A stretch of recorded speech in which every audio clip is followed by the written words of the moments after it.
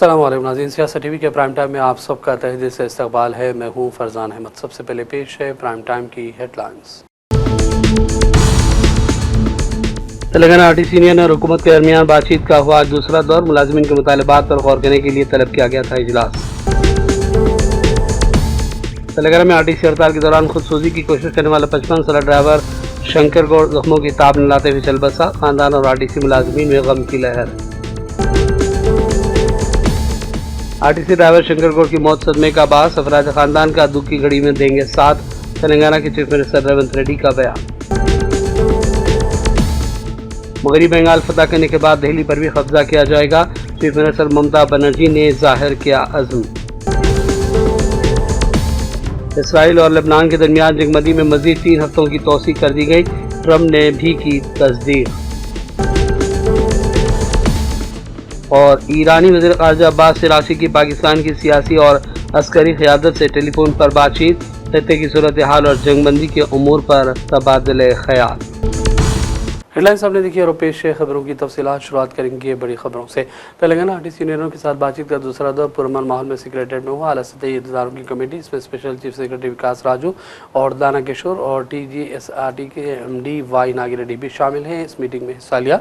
RTC मुलाजमीन के जरिए उठाए गए 32 मसाइल पर गौर ख़ौज़ जारी है। इस इजलास में डिप्टी CM तेलंगाना भट्टी विक्रमारक भी पूनम प्रभाकर रियासती वजीर के साथ मौजूद रहे और मसाइल पर तबादला ख्याल में शिरकत की। याद रहे कि आरटीसी मुलाजमीन ने 32 मुतालबात पेश किए हैं, जिसके बाद रेवंत हुकूमत ने 4 रुकनी कमेटी तश्कील दी थी जो इन मुतालबात पर गौर व खौज़ कर रही है। जबकि आरटीसी मुलाजमीन की हड़ताल आज तेलंगाना में तीसरे दिन में दाखिल हो चुकी है। तेलंगाना में आरटीसी हड़ताल के दौरान खुदसूजी की कोशिश करने वाला 55 साला ड्राइवर शंकर गौड़ जख्मों की ताब न लाते हुए चल बसा। घर वालों के मुताबिक वो 80% से ज़्यादा झुलसने के बाद हैदराबाद के पोलो DRDO हॉस्पिटल में ज़ेर इलाज था, जहाँ जुमे के सुबह तकरीबन 3 बजे उसकी मौत वाक़ होगी। तफसीलात के मुताबिक आरटीसी हड़ताल के सिलसिले में जुमेरात को रियासत भर में मुख्तलिफ मकामात पर मुलाजमीन ने एहतजाज किया। इस दौरान नरसमपेट आरटीसी डिपो में ड्राइवर के तौर पर खदमात अंजाम देने वाले शंकर गौड़ ने बस स्टैंड के सामने अपने जिस्म पर पेट्रोल छिड़क कर आग लगाई। बताया जाता है कि इसने आरटीसी को हुकूमत में इल्ज़ाम न करने और इस मामले में ताख़ीर के खिलाफ बतौर एहतजाज ये इंतहाई कदम उठाया। इस वाक़े के फ़ौरन बाद इस वरंगल के MGM हॉस्पिटल मुंतकिल किया गया, जहाँ बेहतर इलाज के लिए फिर हैदराबाद भी मुंतकिल किया गया, लेकिन वो जानबर न हो सका। तेलंगाना के चीफ मिनिस्टर रेवंत रेड्डी ने आरटीसी ड्राइवर शंकर गौड़ की खुदकुशी से मौत पर सदमे का इजहार किया। उन्होंने यकीन दिलाया कि हुकूमत शंकर गौड़ के ख़ानदान के साथ दुख की इस घड़ी में साथ देगी और हर मुमकिन ताउन फराहम किया जाएगा। चीफ मिनिस्टर ने सुगवार ख़ानदान को दिलासा दिलाया। उन्होंने गहरे दुख का इजहार करते हुए कहा कि मुसीबत के लम्हे में इस फैसले ने ख़ानदान को गम में डाल दिया है। उन्होंने इस बात का याद रखा कि हुकूमत आरटीसी मुलाजमीन के साथ बातचीत करते हुए मसाइल को हल करने के लिए तमाम रास्ते इख्तियार कर रही है। और इस दौरान तेलंगाना जागृति की सदर के कविता ने आरटीसी ड्राइवर शंकर की मौत पर गहरे दुख का इजहार किया और कहा कि शंकर गौड़ रेवंत रेड्डी हुकूमत की आमिराना हुक्मरानी का शिकार हुए हैं। कविता ने शंकर गौड़ के अफराद ख़ानदान से दिली ताज़ियत का इजहार किया और अरकान ख़ानदान को नाजुक घड़ी में दिलासा दिया। इस मौके पर कविता के हामियों की भी कसीर तादाद मौजूद थी। रियासती वज़ीर ट्रांसपोर्ट पूनम प्रभाकर ने मीडिया से बातचीत के दौरान कहा कि रियासती काबीना के इजलास में आरटीसी हड़ताल पर सबसे पहले बातचीत की गई। उन्होंने कहा कि आरटीसी मुलाजिमीन कोई जज्बाती इक़दामात न करें, हुकूमत उनके मसाइल हल करने के लिए तैयार है। इससे कबल पूनम प्रभाकर ने Apollo hospital DRDO Kanchanbagh Hyderabad पहुँचकर खुदसूजी करने वाले आरटीसी ड्राइवर शंकर के अरकान ख़ानदान से मुलाकात भी की। ये मुशीराबाद हड़ताली मराकज़ के मनाजिर हैं, जहाँ आरटीसी अमला एहतजाज कर रहा है और हुकूमत के ख़िलाफ़ आवाज़ें बुलंद की जा रही हैं। याद रहे कि तेलंगाना में 32 मुतालबात को लेकर आरटीसी JC की जानिब से एहतजाज जारी है। सड़कों से बसें गायब हैं और आम आदमी को मुश्किलात का सामना करना पड़ रहा है। एहतजाजी मुलाजमीन ने हुकूमत के ख़िलाफ़ नारे भी लगाए और इस मौके पर इंसाफ का भी मुतालबा किया है। साबिक़ MLC के कविता ने मीडिया से बातचीत की और इल्ज़ाम लगाया कि तेलंगाना की तश्कील के बाद से अब BRS अपने असल काम और मकासद से दूर होती गई और अवाम की उमंगों के मुताबिक काम अंजाम नहीं दिए जा रहे हैं, जिसकी वजह से वो पार्टी से अलहदा हो चुके हैं। कविता ने दावा किया कि पार्टी में रहकर भी उन्होंने इस सिलसिले में आवाज़ उठाई, लेकिन उनकी नहीं सुनी गई। रीजन है आपका? देखिए, जो बीआरएस पार्टी था, जो तेलंगाना के रीजनल एस्पिरेशंस फुलफिल करने के लिए पैदा हुआ था, उन्होंने अपना नाम बदला, काम बदला, पूरे उनकी आत्मा ही बदल डाली उन्होंने। तो तेलंगाना जनता के साथ उनका कनेक्शन खत्म हो गया। जब मैं उस पार्टी में थी तब भी मैंने विरोध किया था नाम बदलने का, मैं अब भी विरोध करती हूं। और जो पार्टी अपने जनता से, अपनी फंडामेंटल कोर इश्यू से जो जुदा हो जाती है, वो लोगों के बीच में रह नहीं सकती है। उसका बेस्ट एग्जाम्पल बीआरएस है। तो कल का मेरा जो पार्टी होगा, जो अनफिनिश्ड एजेंडा है तेलंगाना के जनता का, जो अनफिनिश्ड एस्पिरेशंस है, उनको फुलफिल करने के लिए एक रीजनल पार्टी चाहिए। वो हमारी पार्टी बनेगी, रीजनल एस्पिरेशंस के साथ ही काम करेगी, रीजनल पार्टी के दर्जा में ही काम करेगी। एक दो नेशनल इश्यूज होंगे जिस पे हमें काम करना होगा। उसमें मेरा इश्यू बहुत ज्यादा कमिटमेंट एक वुमेन्स रिजर्वेशन बिल पे पहले भी था, अब भी है, आगे भी रहेगा। एक ओबीसी का 50% का आरक्षण असेंबलीज और पार्लियामेंट में बहुत जरूरी है इस देश में, उसके लिए हम काम करेंगे। एजुकेशन और एम्प्लॉयमेंट में 50% ओबीसी आरक्षण, उसके लिए भी हम काम करेंगे।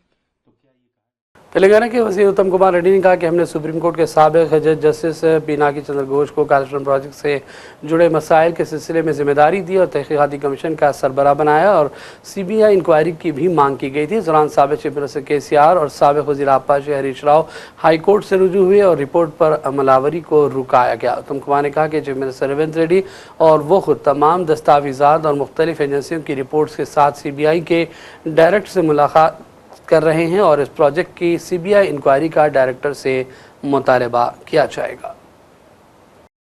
We had appointed Justice Pinaki Chandra Ghosh, a former Supreme Court judge, as as the head of the Commission of Inquiry into the collapse of the 3 barrages of Kaleshwaram project.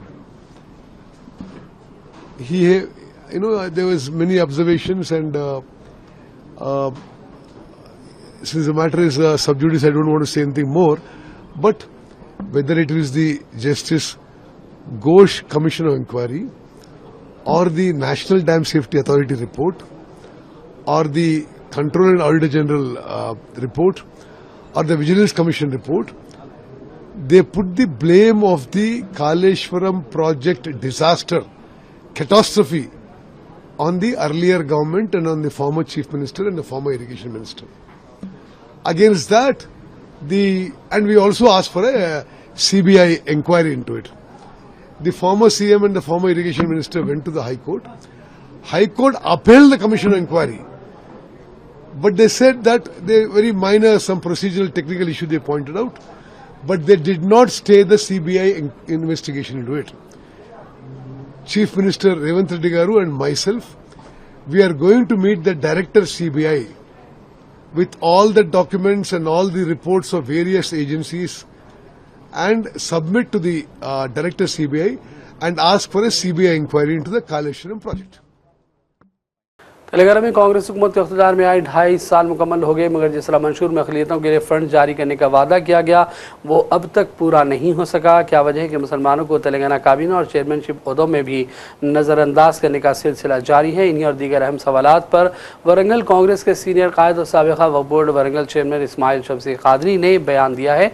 आइए सुनते हैं उनके तासुरात। ऑलरेडी 2009 से मैं MLA की कोशिश कर रहा था। मैं 2009 में ऑलरेडी हमारे राजशेखर रेड्डी साहब मेरे को ज़बान दिए थे, 2009 में देंगे बोल के वायदा करे थे। उसके बाद हमारे हाई कमांड से आने का राजशेखर रेड्डी साहब बोले, जब भी बोले आपको स्टेट का चेयरमैन देंगे बोल के राजशेखर रेड्डी साहब ज़बान दिए थे। जब भी राजशेखर रेड्डी साहब ज़बान दिए, इत्तफाकन वो हेलीकॉप्टर एक्सीडेंट में राजशेखर रेड्डी साहब के 1 साल के अंदर 2010 में उनका इंतकाल हो गया। उसके बाद वो सीएम साहब चले गए, किरण कुमार साहब सीएम साहब बने। हम किताब बोले तो उनको बात समझ में नहीं आई बात को।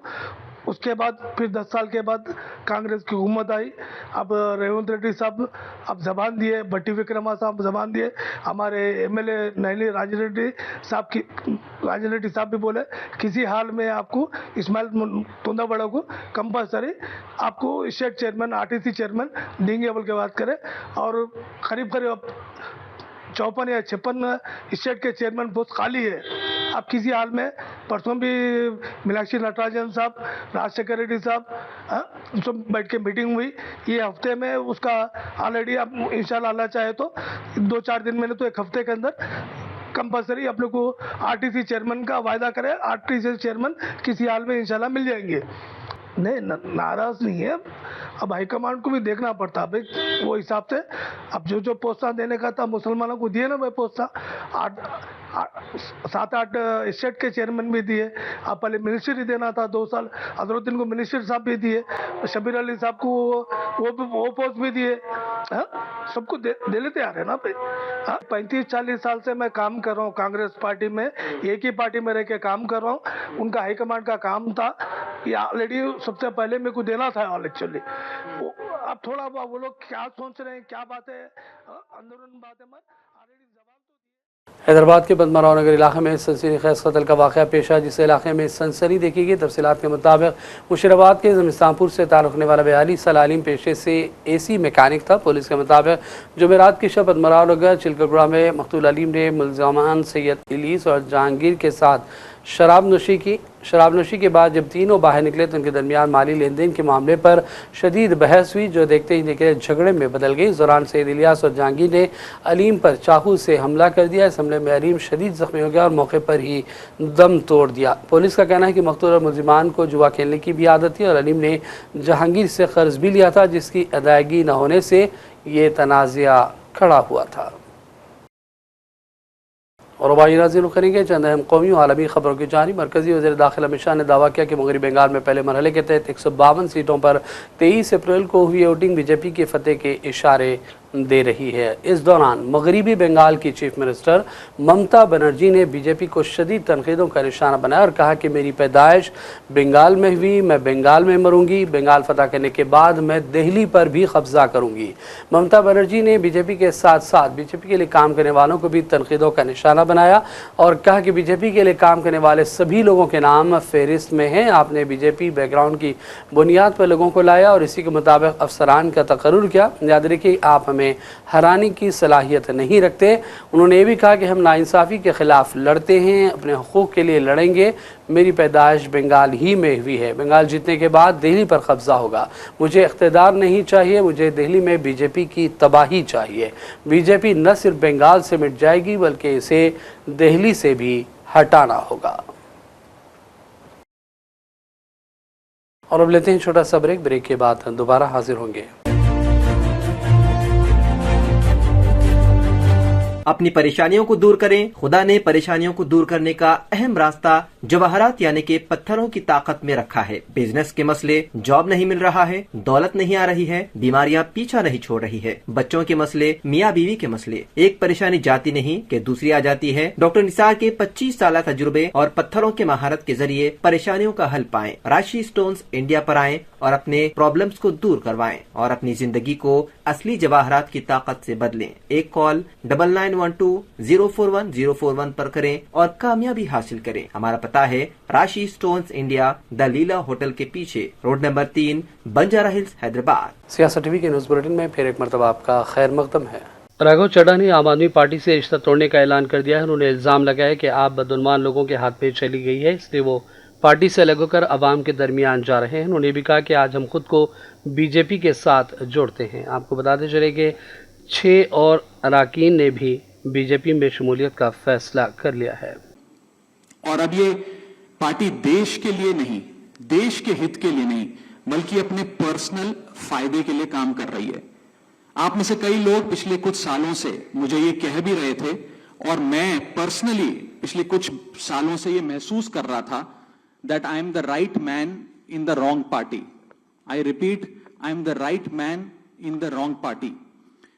इसलिए आज हम ये अनाउंस करते हैं, मैं ये अनाउंस करता हूं कि मैं आम आदमी पार्टी से दूर जा रहा हूं और जनता के पास जा रहा हूं।